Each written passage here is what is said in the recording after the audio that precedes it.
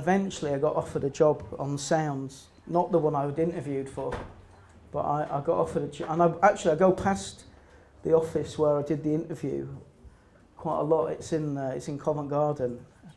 And I think about it now, I was about 17, I went for that job interview. And it was a really, really weird experience. It was full of old kind of rockers. Sounds was there. Was it Alan Jones who was? No, the editor was Alan Lewis, who was later my boss when I launched Loaded. And but Gary Bushell was there and Sandy Robertson, and these people had purple suede winkle pickers on, long hair. Yeah, but not like vintage retro ironic. They were still wearing them. It's a real thing. They were still wearing them from the early 70s, and there was a lot of long hair. And behind the editor who interviews me's desk was a photograph of Man of War. Anyone who remembers Man of War? This was a band that pretended to be cavemen, and their press shot had them in like wolfskin underpants and a fucking huge dray horse. So I was kind of like, I thought, I'm not sure these lot are going to let me write about the Three Johns and what have you. So, and the Redskins, which is the sort of bands I was into. And but anyway, a couple of years later, after doing loads of live reviews and building up, selling my mate, I mean, some of the older members there have sold fanzines too, and I basically just irritated people till they give me 20 pence to fuck off. And I'd walk home with bulging pockets full of 2p's. The introduction of the 20 pence piece had a major impact on my trouser lining.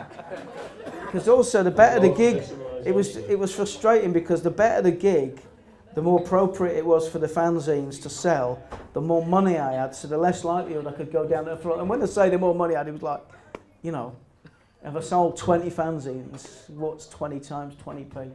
4 quid, something. So 4 quid in 1p's, 10p's. And that's how I started. And there was a whole underground of people at the country at the time in exactly the same position. So I've got a mate called, he's got a proper name now, he's called Ron, he's got an Italian name, he's called Ron Scalaccia or something. I know him as Romford Ron. Yeah. Ron directs movies now, and he makes commercials on the telly, and he's exactly the same. He was working on the market in Romford and doing his little magazine, and then I knew some guys in Liverpool who had one called The End, and that stopped when they became successful pop group with the Farm. And there was a guy in Newcastle doing a very funny one called Chris Donald, which was Viz. Yeah. There was some girls in London who had one called Lush, they're called Alphabet Soup, and they became the band Lush. And there were hundreds of these magazines all over the country. Steve Lamack from Six Music, he had one. Pretty much every city in the country where they had bands on, you'd find people doing these magazines, and so it was a genuine underground publishing network. And most of the bands that we liked didn't get in the music papers. They didn't get in, and some of it was probably because they didn't warrant being in, and the others just because they were very staid and set in the way. And eventually, a guy called Tony Stewart offered me a job writing regularly for Sounds, and that turned into really what I was good at, and but they taught me how to write, because writing for a fanzine, I had like 5 O levels. Writing for a fanzine compared to writing to a newspaper, music paper was very different. And I covered a band from Leeds called The Age of Chance, and it was destined to get about 200 words at the front of the paper. And the record, which was a cover of Kiss by Prince, started hurtling towards the chart. So they were prompted to turn this, they were going to turn the article from 200 words into a front cover. And the editor sat there and basically rewrote the article. In fact, we sat next to each other and I was typing. He was going, "That's a good bit, let's have that." And he took my 200 or 300 word article and kind of made it to make sense. Because we've got the guy who shot that, haven't we, in the Italian film. Ian shot it, and Neil and Steve were in it, but they didn't actually have the 2 good-looking members of the band on the cover. They chose the wrong cover star. No disrespect if he's here, Jeff. But so that was my break, that they suddenly realised But the bands that I knew about were actually, when they got a decent distribute, was it a major label that Kiss was on? But as soon as the bands that we'd been covering in the fanzines started to get a bit of commercial backing, they started going towards the charts, and they weren't just getting played on John Peel, they were kind of edging slightly earlier into the evening. And so that was then, it was like an open field then, when they realised that they knew what was on about. So were you like that first wave of clearing out the old guard then? Did it feel like that? Well, it was when I went to NME, it was like fucking Vietnam. Because I just thought they must have hated I thought they fucking all hated me. I just thought they were all shit. I did, and I knew that there was this generation of writers who are now scattered all over the media, running record labels, on Radio 6. They've all been through all the 1, 2, 3, 4, 5s and 6. Marianne, Stuart McConey, Andrew, all the different writers who I found, and it was bloodshed. There were a lot of people who weren't happy. We cleared out a whole generation of enemy writers who were shit. They weren't. You know, when you run something, which has got to happen at the football club now at Leeds, when you run something, you've got to be in charge and you've got to have the right people there. And basically, there were loads of people that had been there because they knew people, or, you know, the people running it hadn't known what good writers were, and they hadn't known what the good bands were. So it was that period of about 1985 to 86, 84, 86 was a really weak period. And the NME was in danger of collapsing then, because its sales were fucking hurtling down. When I joined, I saw, when they interviewed me for the job, like Stephen Wells, late of this parish, said they want you to come and join the staff at the NME, because I'd written a lot of cover stories for Sounds as a freelancer. I'd written 5 in 6 weeks, including I paid for myself. I didn't know you got anything. I didn't know about expenses. I used all my money and I flew to Switzerland because I knew the Beastie Boys were going to be there, and I don't think they'd even been to England at that point. And I went, I flew. It cost me 70 quid, and I didn't have. It seems mental when I think about it. So I didn't have anywhere to stay, and I just went to this music TV. It was a music festival, but it was a televised music festival. So it wasn't like Glastonbury or Festival or the Otley Fake Festival or anything like that. But there were masses of bands everywhere. I wasn't interested in any. I just wanted to interview the Beastie Boys, and I met them, and I was the same age as them, and I just said, look, I've come out, can I hang out? So anyone who remembers when they were on the front pages saying this is, you know, they actually said they were laughing at children with bald hair who had cancer. That's what the Sun did. The Sun or the Mirror on the front page, it said something like Beasties slam baldies in cancer mockery shock. And I was there when all of that happened, and it was all, they just fucking made it all up. It made it all up. Nobody said anything like that.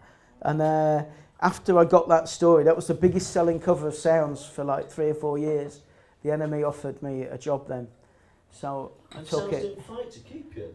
No, did they? Fuck, I was really irritating there as well.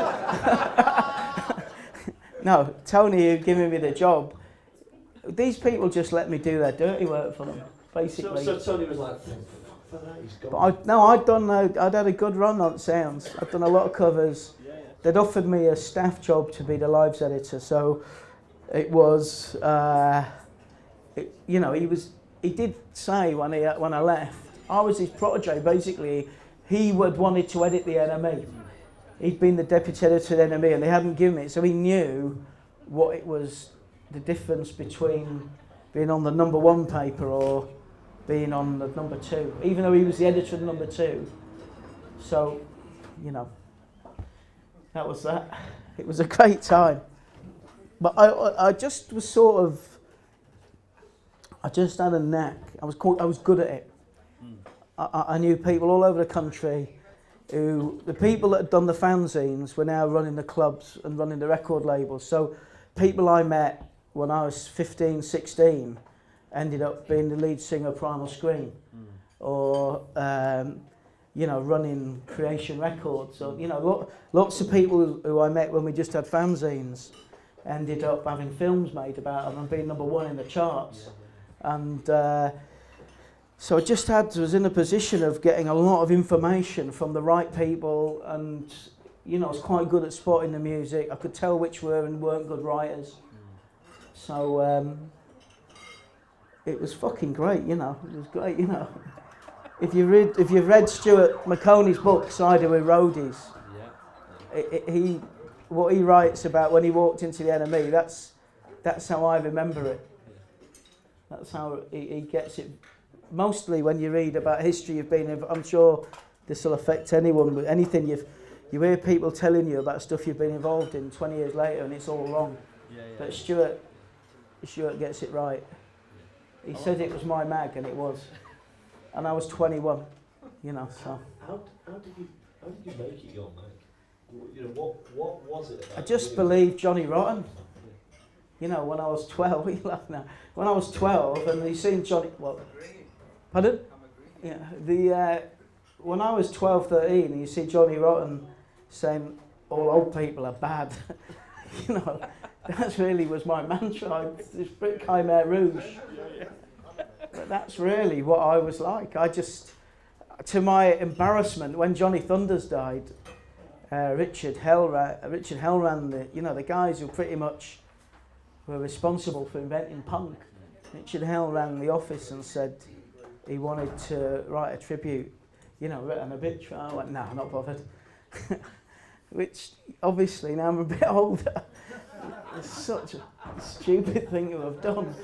But, no, I can't. We got the Wonder stuff on. For any fans of the Wonder stuff out there, we're doing but that's probably what it was. Oh, we're doing the Pogues again. So, but it's the right thing as well, because also, you know, I remember, if you go and people forget this, but if you go and look at that era of pop, whether it's really glossy pop like Spandau Ballet, or punk into new wave, into like mainstream like Paul Weller, if you go and look at videos, they're so young. If you look at the Kemp brothers, when you look at those first Spandau videos, they were just teenagers wearing fancy dress. And you know, the same with Weller. There's an amazing video of Weller in a yellow jacket doing a talk show in America, and he's 18 years old. So it's that sort of arrogance and hunger of youth that makes you think you're right, and at that time you actually are right. And so that's really, and then I guess my bosses, who was Tony Stewart at Sounds and then Alan Lewis at the NME, just recognised that and just let me get on with it, clearing all the dead wood. I mean, I still see people today who are sacked. I feel bad about it. But better people came through, better people got the jobs, and they made a better job of it. Also, I think Adrian Thrills tapped me up, and then Swells and Adrian said, look, you've got to come and join the NME. And I really valued that, not having had a job. And I thought the right job should be with the people who are right to do that job, not and the gatekeepers on the NME before me, the lives editors and the places where you got in, didn't really know what was going on.